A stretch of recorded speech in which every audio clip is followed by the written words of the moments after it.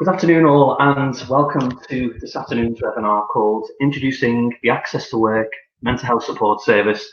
My name is Chris Kingsbury, National Partnerships Manager for Remploy and the Access to Work Mental Health Support Service, and I'm also joined by my colleague here today called Beth Kimberley. Hi all. So before we kick off with today's session, I just wanted to go over a little bit of housekeeping. Today you're all using a piece of software called Webinar Jam, and hopefully you can hear Beth and I loud and clear through your devices. What I would say is there's no need to take any notes because you will have a recording of today's webinar to view at a later date. In terms of the session duration, it would take about 40 to 45 minutes for Beth and I to actually deliver the content. And at the very end, you'll have the opportunity to ask Beth and I some questions. Now, today you'll be asking us questions through the chat box function, which is located on the right-hand side of your screen. But what I'll ask is that if you hang fire writing any questions throughout the duration of the session, just make a little note of them. And when it gets to the very end of the session, then feel free to ask those questions to Beth and I. So what are we going to cover today? So what you can see on screen here is today's aim and objectives. So today is to provide you with a detailed overview of the Access to Work Mental Health Support Service for employees and apprentices. And this is a scheme for anyone that's in paid employment or an apprenticeship across England, Scotland and Wales. So to achieve that overall aim, the session itself is broken down into 4 learning objectives. First of all, we'll discover the facts and stats around mental health, and we'll look at something called the Thriving at Work Report 2017. Next, we'll define the purpose and aim of the service. Then, objective 3, we'll describe the eligibility and the referral process. And then finally, Beth will go on to discussing the service structure, the potential support and interventions before handing over to yourselves for Q&A. So, as I go through today's session, I want you to think about those employees and apprentices that you may support or work within your organisation. Not just those individuals, but think about your friends and your family too. Because as I said, this service is available to anyone in paid employment or an apprenticeship across England, Scotland and Wales. Now, as today, you may wish to get in touch with Beth and I to work in partnership with Remploy so that we can support you to raise awareness of and integrate the support within your organisation.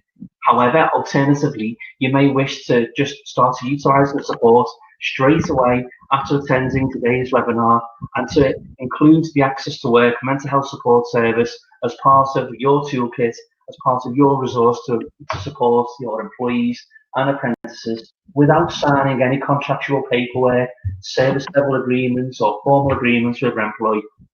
Please start to use our support straight away. So hopefully you'll find the information that Beth and I give to you on the remainder of today's slides to be really valuable to you going forward.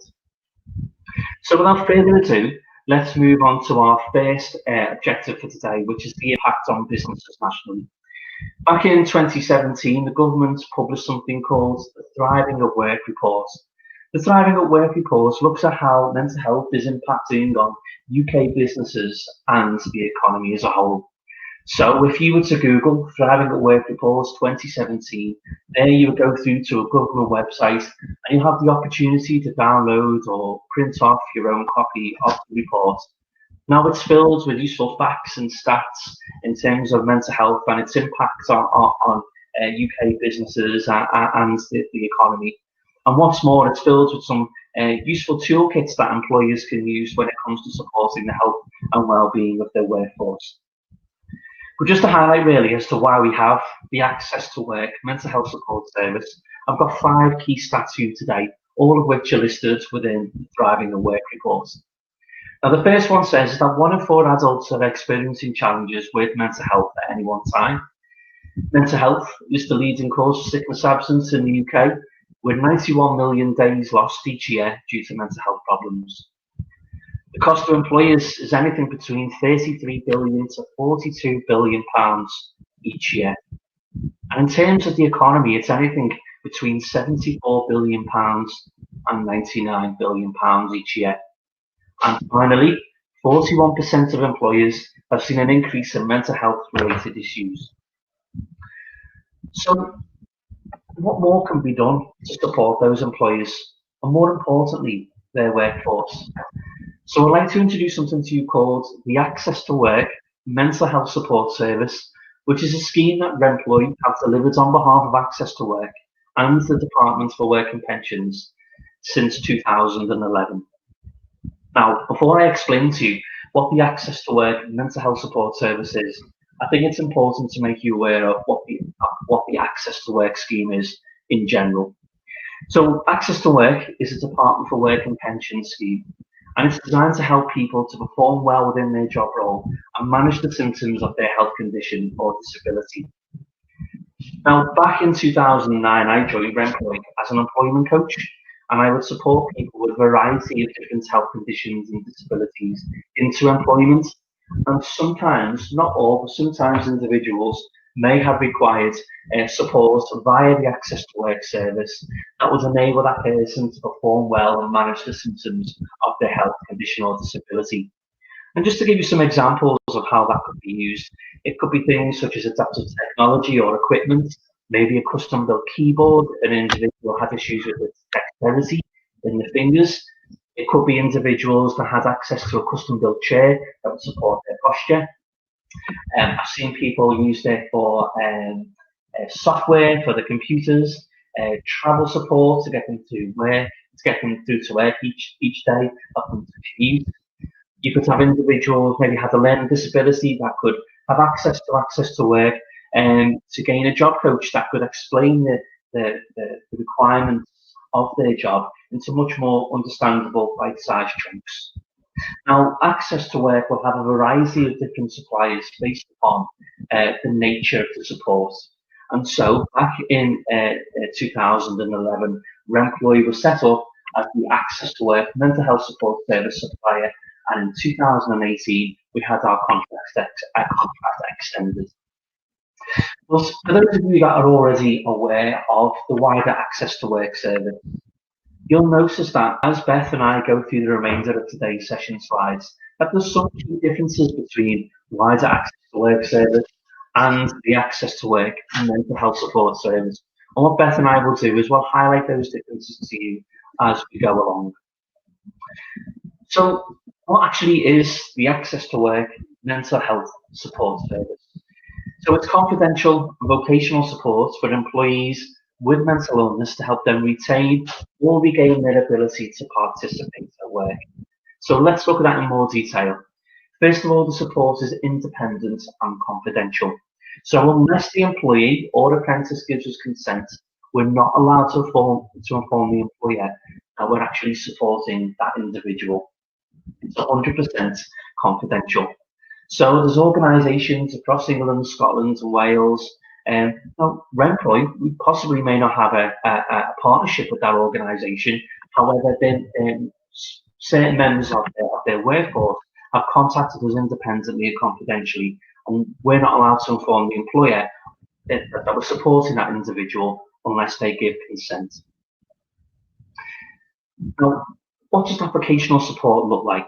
Vocational support simply means work-focused support. Our service isn't clinical. We're not there to treat injury or illness itself, and we're not a counselling service. Our support itself is work-focused support. So it's all about giving the individual the self-help toolkit, strategies to ensure that they can effectively perform well within their job role and manage the symptoms of their mental health condition to ensure that they're comfortable at work. In essence, it's exactly the same principle as the wider Access to Work service. However, Remploy aren't giving a physical entity in the form of equipment or technology. What we're giving somebody is access to a vocational rehabilitation consultant that will support that individual for a period of time to give them those strategies that would enable them to be comfortable at work. And later on in the webinar, Beth will give you some great examples of what those support and interventions will look like. However, just to give you a brief overview, our support and interventions are broken down into two, possibly three different types. One, you've got your workplace coping strategies, which is all about understanding what the individual is having difficulty with within his or her job role. Is it certain situations? Is it certain environments? Is it certain tasks or responsibilities that are increasing the symptoms of the individual's mental health condition? Okay, well, in that case, then let's start to put together those self-help toolkits to ensure that the individual is coping within those situations well and performing to those tasks well. Alongside that, you've got your condition-based coping strategies, which is all about understanding what the individual symptoms are, what are the triggers, what are the warning signs, and how are they affecting the individual at work. And again, putting together those self-help toolkits to ensure that if the individual symptoms were to increase, then they would know what self-help strategies to undertake to ensure that they're comfortable. Now, the third type of coping strategy, and this is totally optional for the employee or the apprentice, but sometimes individuals will prefer to have the employer on board. And if that's the case, then great, because then we can start to give the employer some advice and guidance in terms of workplace adjustments and recommendations to ensure that once our support period ends, the employer has been able to put that preventative measure in place to ensure that that individual doesn't go back to square one and need to access our support again. So who actually benefits from the service? Well, many of your organisations, you'll have an employee assistance programme that will offer the likes of counselling. Others may offer the likes of an occupational health department in itself as well.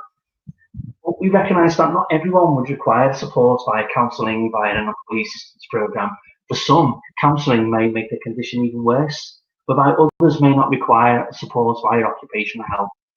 We recognise that sometimes individuals need a helping hand to get through each working day, and this is exactly what the Access to Work mental health support service is designed to do, to get those individuals through their bad days, ensuring that they're able to perform well, manage the symptoms of their condition, and retain employment.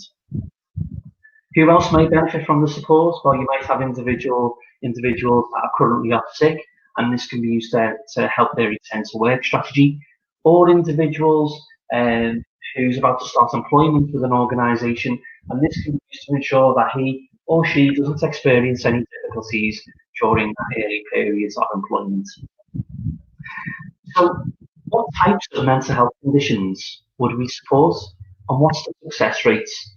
So the Access to Work mental health support service covers the full spectrum of mental health conditions. The more common ones, for example, are the likes of depression, stress, anxiety.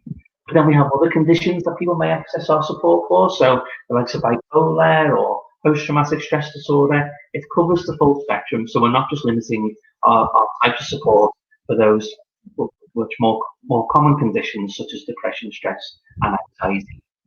And what's more is we have a 93% success or retention rate.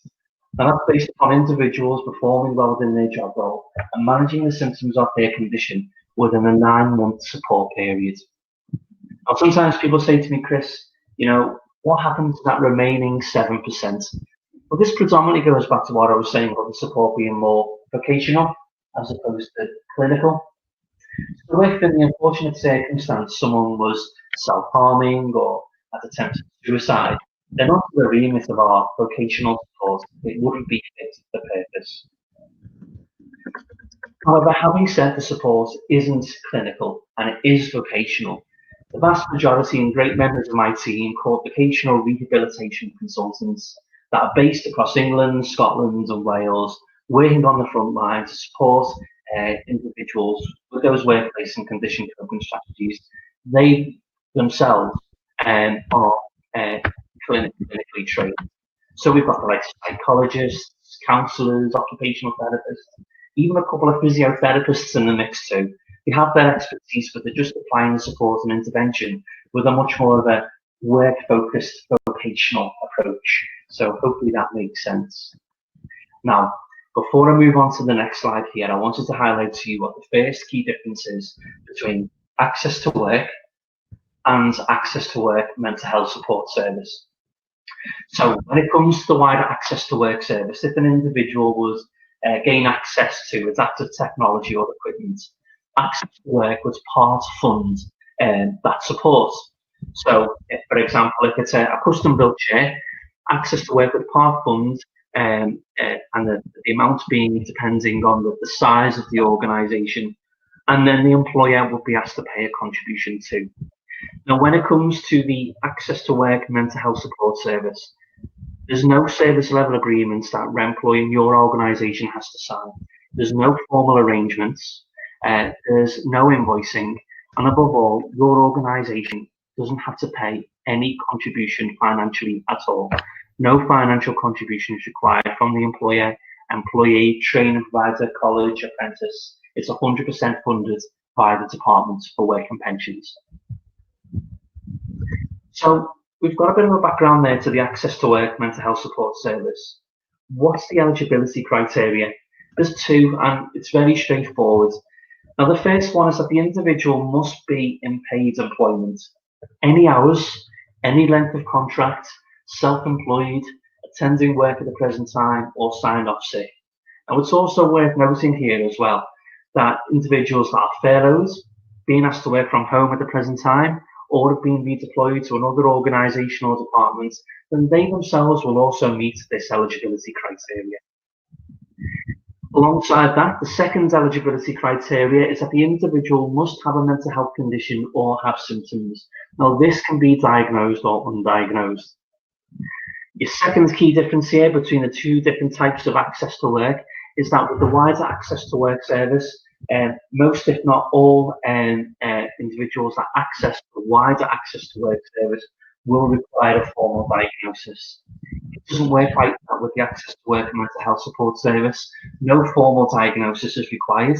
If on day one I recognise I'm experiencing some difficulties within my job role at the present time, then I can contact Remploy that same day and have my first appointment scheduled within 48 hours. So it's a very quick turnaround from actually recognising that you need some help to actually gaining that support. Now, it's also worth bearing in mind here that the mental illness may not be the primary health condition. It can be secondary to something that's more prominent. Now, I would say at the moment that about 50 to 60% of our caseload across England, Scotland and Wales has a more prominent or primary health condition or disability. And the two main common ones that we would come across here at Remploy is the likes of autism or ADHD. And it's also worth bearing in mind here as well that triggers may not be linked to what's going on within the workplace. Things such as bereavement, relationship problems, finances, caring for sick relatives, COVID-19. These are things that are affecting someone's mental health and in turn their performance at work. Then we would support with the whole lifestyle element. Now, the only other time that we couldn't support with the issues and going outside of the workplace is if at referral stage someone was to say to us, well, yeah, I'm experiencing difficulties with stress, and this is as a result of issues with my finances. And if at referral stage you were to say, okay, well, how is that affecting your performance at work? And if the individual was to say, well, in fact, performance at work is great, work is an escape from everything that's going on at home, then because our support is vocational work focused support to give some of the interventions to perform well within their job role and manage the symptoms of their condition.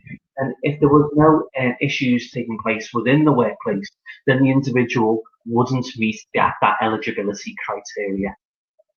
So hopefully that makes sense. So if an individual was to meet those two eligibility criteria, how would one actually seek or gain our support? So this is very straightforward here. So you wouldn't go through to Access to Work directly like you would to with the wider Access to Work service. You would go through to Remploy directly on 0300 456 8114, or you can email us on the email address that you can see on screen there.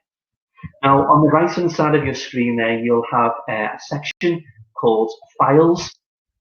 And within that Files section, you'll have the option now to download a copy of our Employer Toolkit, a PDF leaflet with our contact details on, and also a PDF poster, again with our contact details on. And also these will be sent to you after today's webinar as well. So another key difference between Access to Work and the Access to Work mental health support service is that when it comes to the Access to Work service, only individuals can self-refer. It doesn't work like that with the Access to Work mental health support service. So again, individuals can self-refer, but in addition to that, a third party can make a referral on behalf of an employee or an apprentice, so as long as that individual gives verbal consent.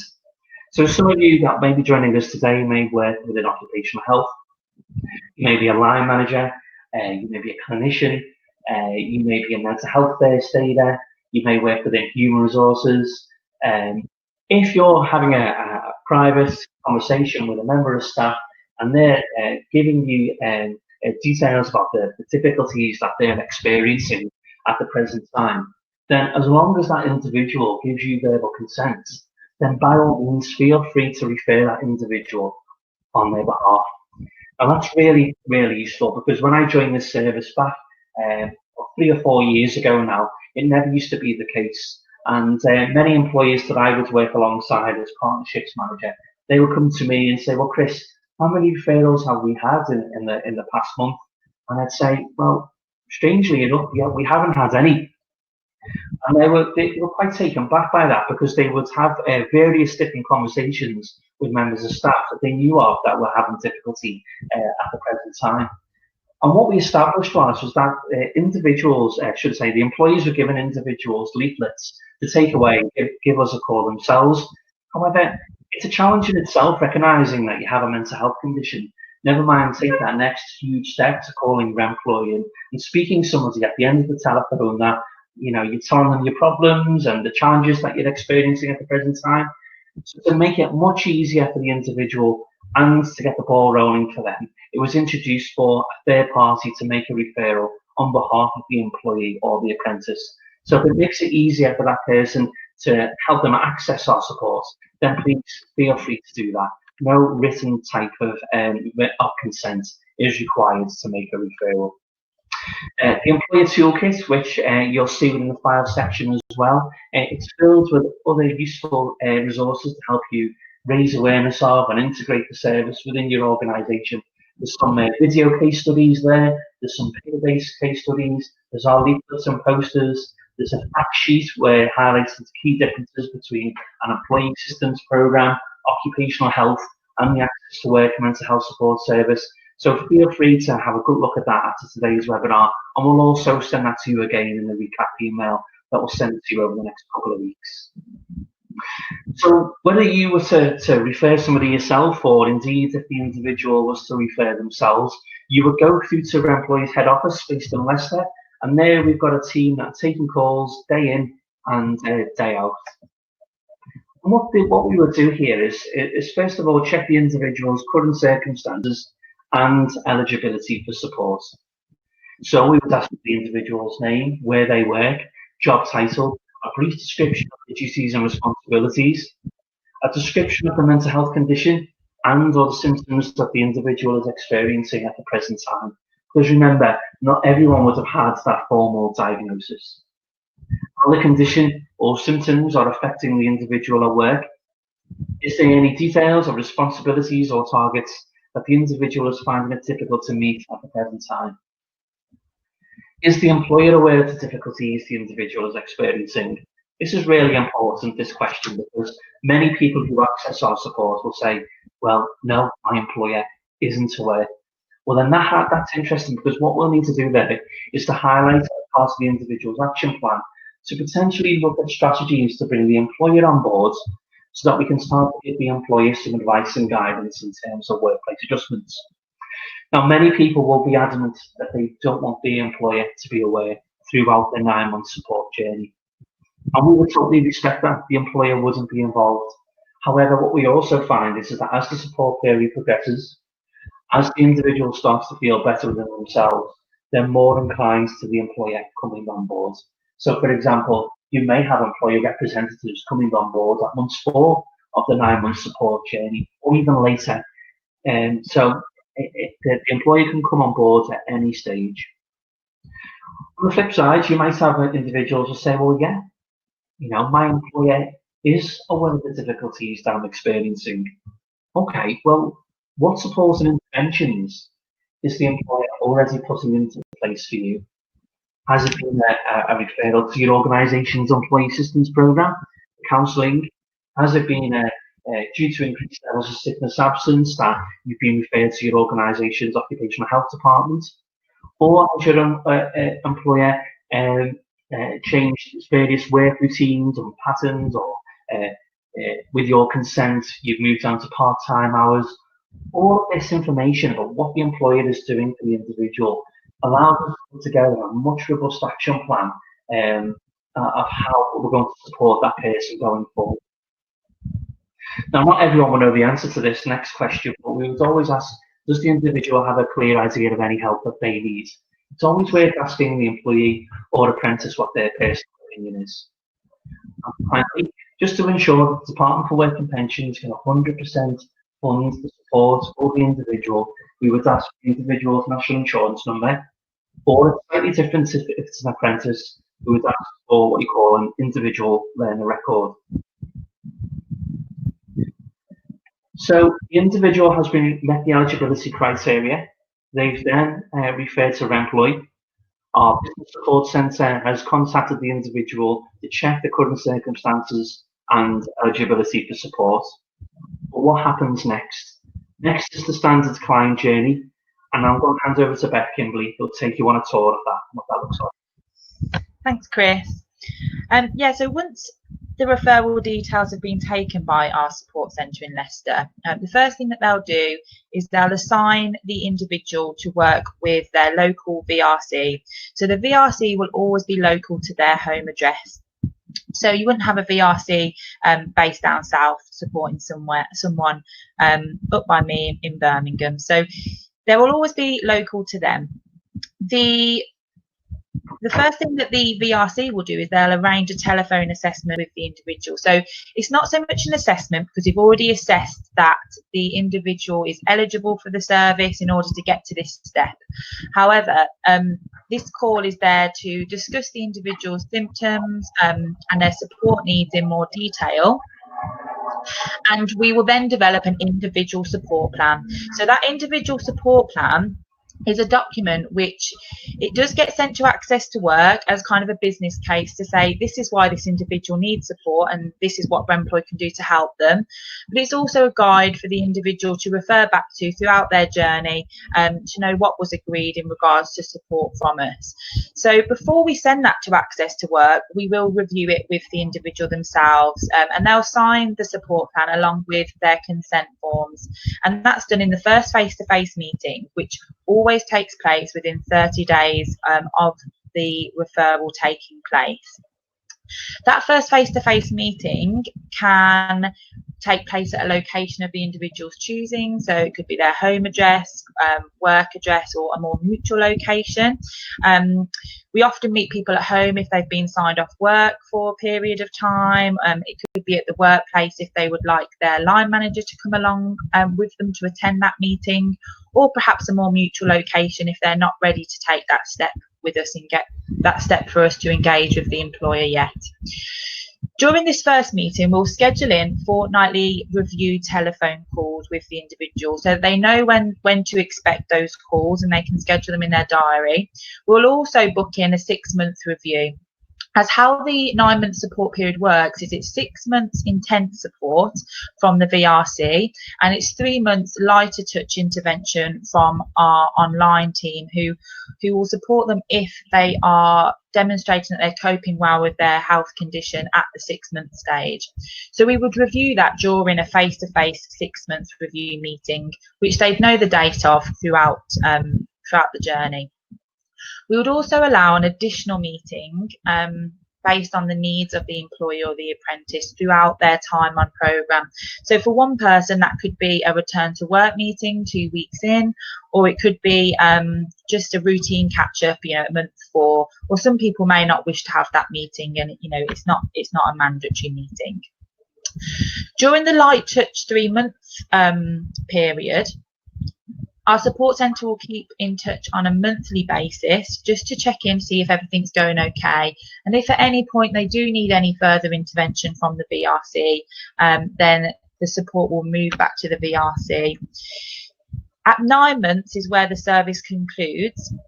And it's at that point that we'll be assessing if they need signposting to any other support services, or if they would require another period of support from Remploy and the Access to Work mental health support service. So in order to put in a new application for support, there would have to be a change in circumstances of some sort. So that could be a change in their mental health condition, or their role that they're employed in, or something significant that's meant that they require another support period specifically for that vocational support. So we'll be reviewing that at the 9-month stage, and that's where the service would usually conclude. At the moment, I'm sure you'd understand that we are delivering all of our services remotely. So all of those meetings that I've mentioned to you, they're all taking place over the phone or over video conference at the moment. Obviously in line with government guidelines, but we are following government guidelines, and we will be moving back into face-to-face appointments as soon as it's appropriate. If you go on to the next slide for me, please, then I'll just talk you through some of the support and interventions that we use when someone's on programme with us. The first thing to know is that the support is all tailored to the individual, and Chris has spoken about this quite a bit.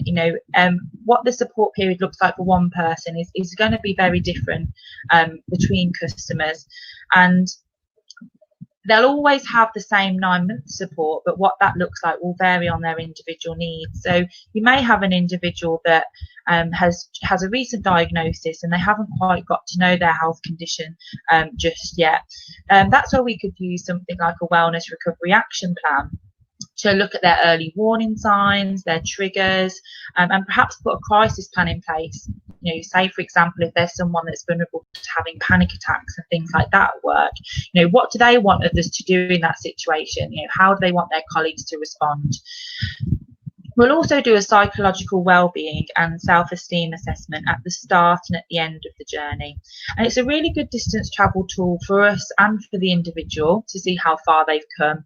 It's also a really good talking point at the beginning to see if anyone needs any confidence building built into their support journey with us. So things like confidence, mindfulness, resilience. Our VRCs have a wealth of resources around this just to integrate into each of their fortnightly review calls. And we also have loads of resources on our online wellbeing platform. So we have an online wellbeing platform that anyone that comes onto the programme will be offered a link in order for them to access. And on there, you've got all of our self-help resources. There's some great tools for goal setting, healthy recipes, and overall wellbeing. So that's something which everyone can access within their own time, 24/7.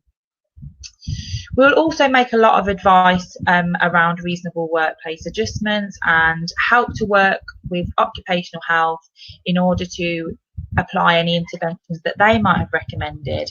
I'm just going to give you like a few examples of how we've done that in the past. So I've actually worked as a VRC myself previously, and one of the things that we did for somebody that worked in an NHS trust where we worked with occupational health was the occupational health advisor that had provided an occupational health report with some recommendations for additional breaks.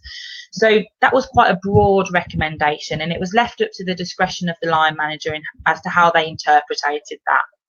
And there had been a little bit of going back and forth between the individual and their line manager, because they couldn't agree on what that meant and what that would mean for their department and how it would work. So what we did is we went in, me as the VRC, I went in, I sat down for an hour with the line manager and the individual, and we actually came to a mutual agreement whereby we realised that they didn't need kind of 2 or 3 breaks throughout the day where they wasn't doing work related activities. They just needed a break from patient facing activities. So this individual actually had 20-minute clinics throughout the day and a half an hour lunch. So we just agreed that they could have a 20-minute block for their clinic in the morning and in the afternoon, just to allow them to get on with some admin work and still contribute to the work levels, but just have that break from the patient facing role. And that was the adjustment. It really worked for the individual. It didn't it didn't affect the working day too much for the department, and the employer was more than happy to kind of meet in the middle with that working arrangement, and the individual too. So that's just an example of how we've worked with occupational health to get some things in place that they've previously recommended. Of course, as Chris mentioned earlier, not everyone's going to be willing for us to engage with their employer. So sometimes you might have to make those recommendations from a distance, perhaps look at a stress risk assessment with them and encourage them to take it back to their employer, and you know, without our engagement. But we will always encourage it, and where the individual is comfortable. We'll also engage with the wider Access to Work scheme for things like workplace assessments, travel support, and things like that, just to make sure that we're looking at things holistically. And as one of Access to Work's chosen partners, we do carry a lot of weight with our recommendations, so we can engage with them and perhaps get quotes together in order to get things like job coaching in place for people with neurodiverse conditions and so on, and travel support if required. So I'm just going to give you another little example of someone I've supported that did need some interventions from the wider Access to Work scheme and how that worked. So I previously supported somebody who had been off work because of a sudden onset of symptoms in relation to Parkinson's. So this is an example as well of someone who's, you know, her primary health condition wasn't mental health related, and it wasn't the workplace which had caused her to go off work. It was actually the long-term health condition. So what had caused her to go off was the Parkinson's, but actually what was stopping her from taking those steps to return to work was the anxiety around returning to the role. And most of the anxiety actually stemmed from what her colleagues would think of her. You know, would they think of her in, you know, in a lesser way because of her health condition? Were they angry at her for having to have covered some of her duties while she was off and things like that? She'd also had a driving license removed because of the physical symptoms in relation to Parkinson's, and she needed to have some travel support put in place. So the first thing that we did to reduce the anxieties around how she was going to get to and from work was we set up some taxis. So we got some funding from Access to Work.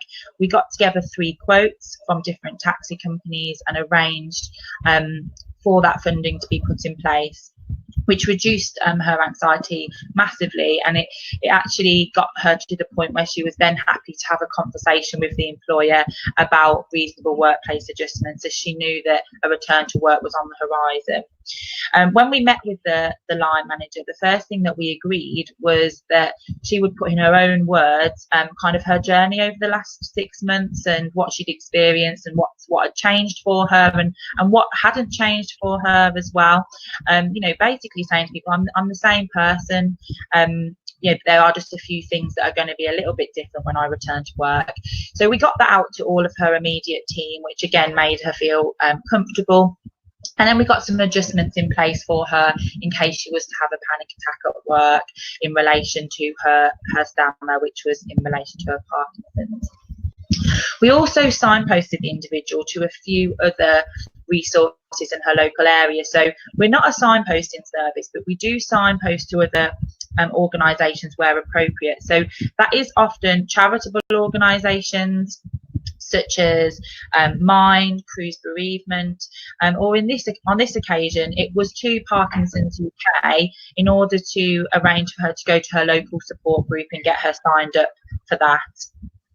We'll also signpost people to their employee assistance programme, occupational health, GP support, and if we are working with you as a partner organisation, if you were to let us know what else is available, then we can get that information across to VRCs that are operating within your area, just to make sure that they're fully aware of what's on offer. They wouldn't be making direct referrals, but they can of course recommend things on the original support plan. I'm just going to go on to talk through some additional coping strategies as well. If move on to the next slide, thank you. So on the screen here, you can see kind of a variety of things which people might come to us with that they're struggling with at work. So it could be dealing with change. I imagine even at the moment with things going on with COVID, actually people have had to change their working style quite a bit. So that could have been challenging for people.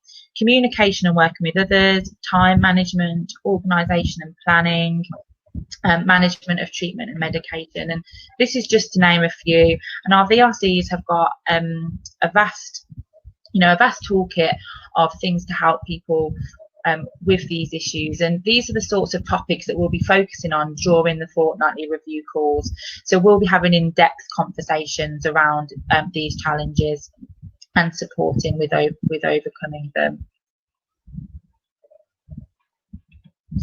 I think what Chris is going to do now is he's going to give you a little bit of a recap on the service, and then we'll be able to take any questions from you. So if you start having a little think of any that you might have and putting them in the chat box, we'll do our best to go through those for you. And if we don't answer your question, then we'll come back to you after the session. Thanks, Beth.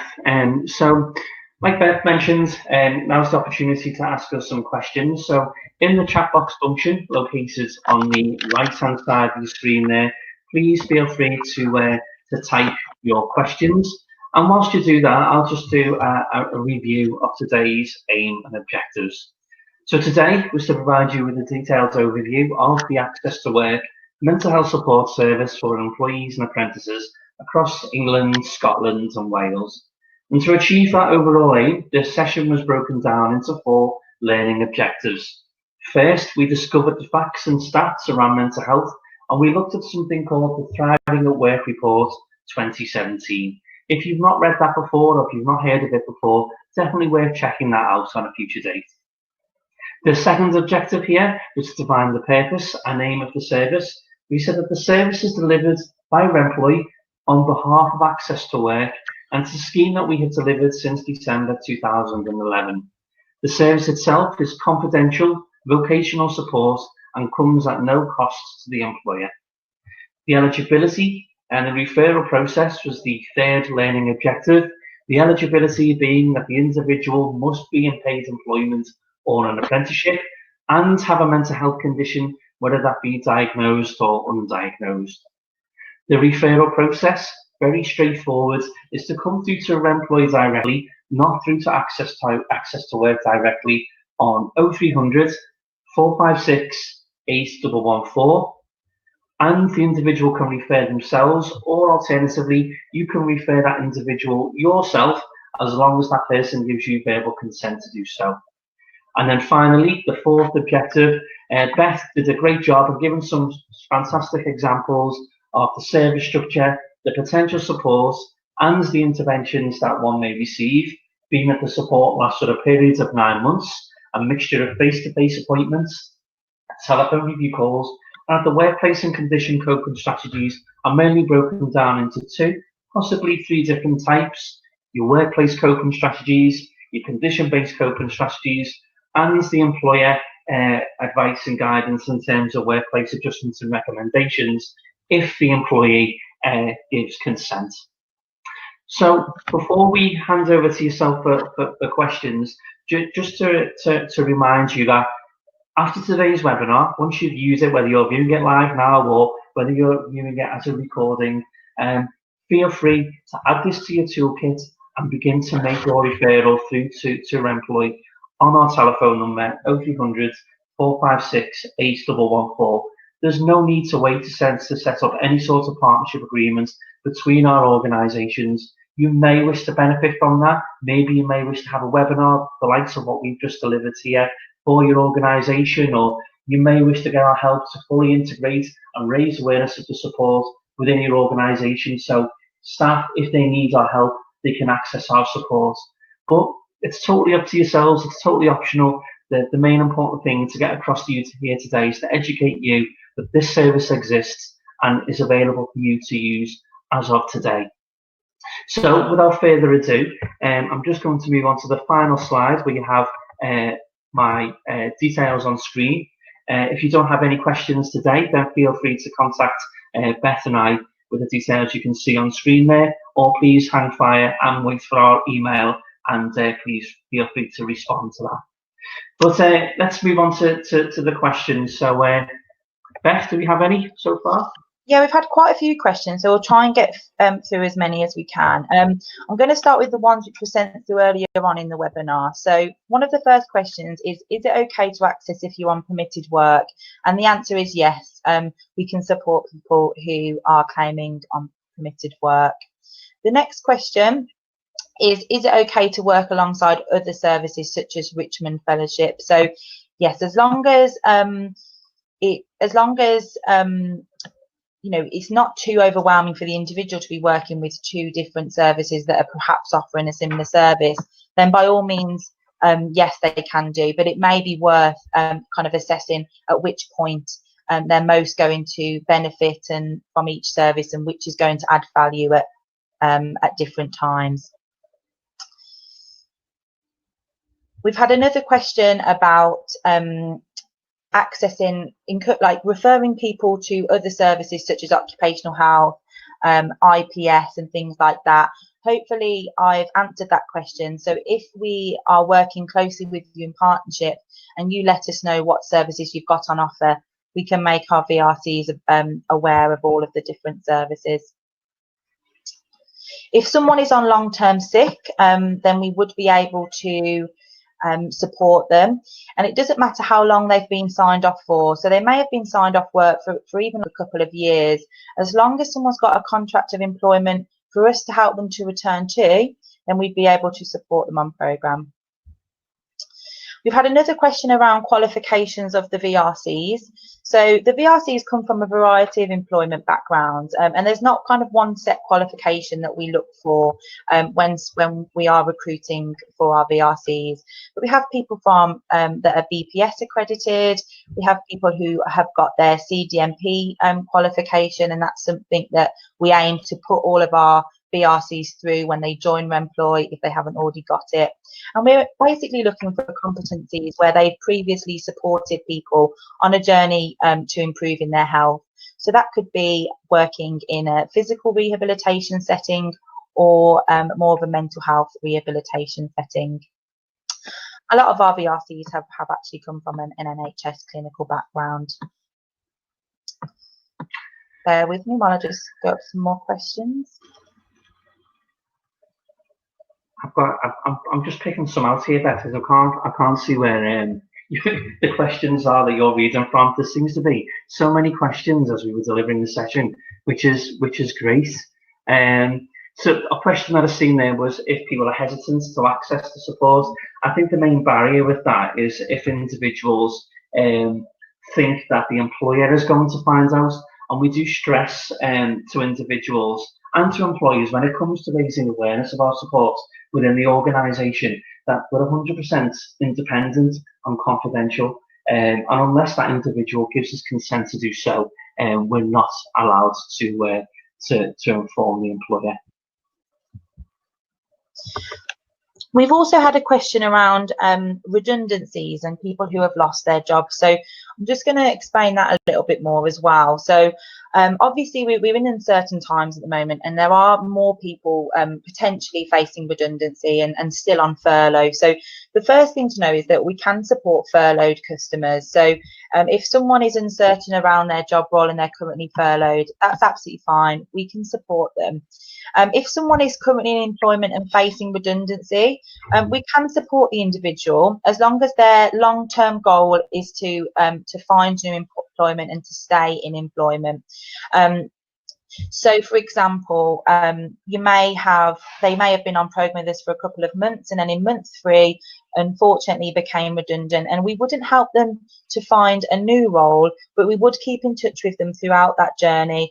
Perhaps signpost them to some organisations that could help them during that time.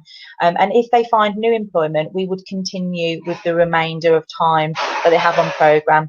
So if they were to find a new job in month 6, we would support them for 3 more months until the service concludes at 9 months.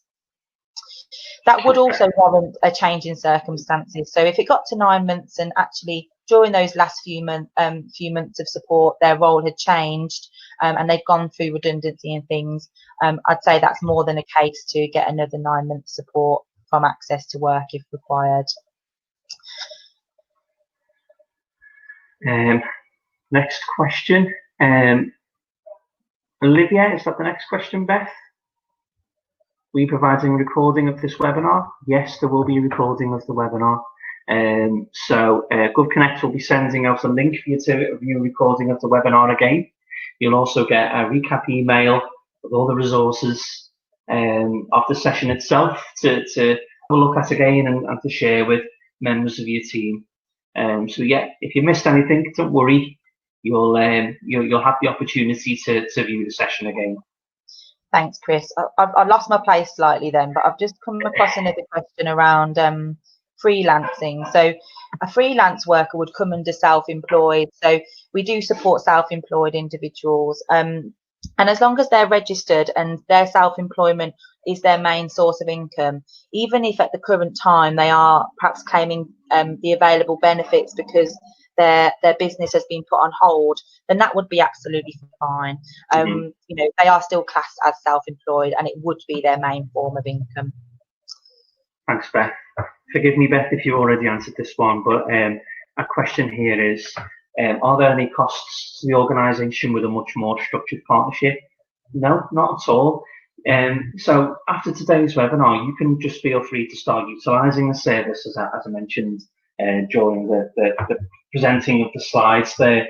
But, you know, get in touch, because our consultancy and our advice and guidance in fully raising awareness of and integrating the support, again, that comes at no cost to your organisation. And to be honest, Beth and I, we've worked within this job role now for a number of years, and so hopefully we've got to see how organisations get the most uptake from integrating the support and what works well, what doesn't work well.